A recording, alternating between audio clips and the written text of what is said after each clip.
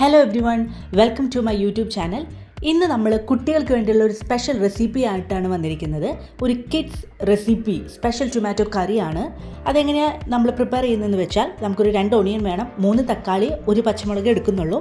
കുഞ്ഞുങ്ങളല്ലേ, അധികം എരിവ് വേണ്ട. നമുക്ക് എരിവ് വളരെ നന്നായിട്ട് കുറച്ചിട്ട് ഇത് പ്രിപ്പയർ ചെയ്യാം.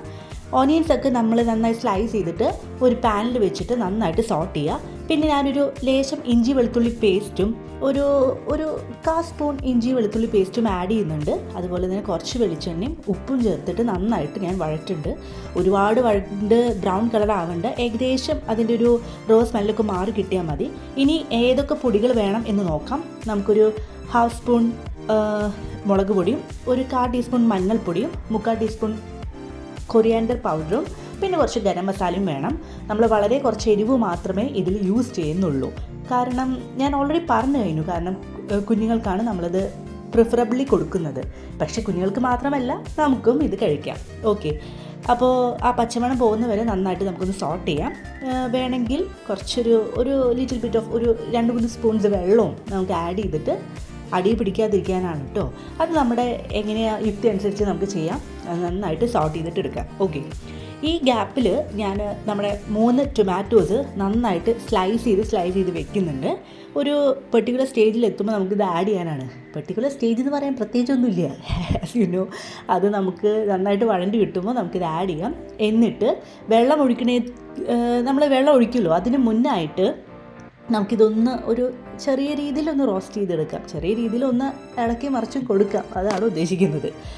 ഓക്കെ, അപ്പോൾ നന്നായിട്ട് ടൊമാറ്റോസൊക്കെ നന്നായിട്ടൊന്ന് ചെറുതായിട്ടൊന്ന് വാടി കിട്ടട്ടെ. എന്നിട്ട് ഒരു 1/2 ഗ്ലാസ് വെള്ളം നമുക്ക് ആഡ് ചെയ്യാം.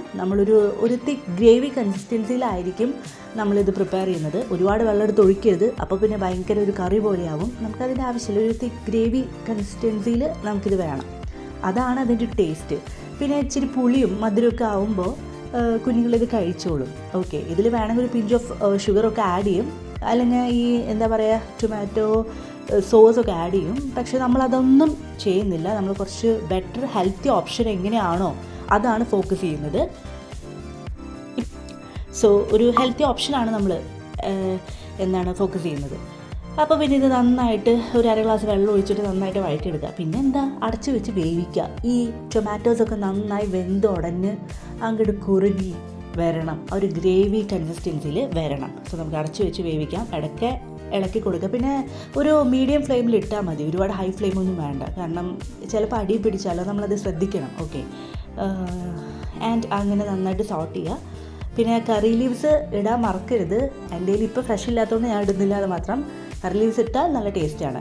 ലാസ്റ്റ് എന്താണെന്ന് വെച്ചാൽ ഞാൻ കുറച്ച് പെപ്പർ പൗഡർ, ഒരു 1/4 ടീസ്പൂൺ പെപ്പർ പൗഡർ കൂടി ആഡ് ചെയ്യുന്നുണ്ടോ ഇതിൽ കേട്ടോ.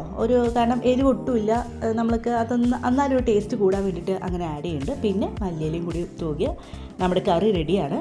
So thanks for watching. Please like and subscribe.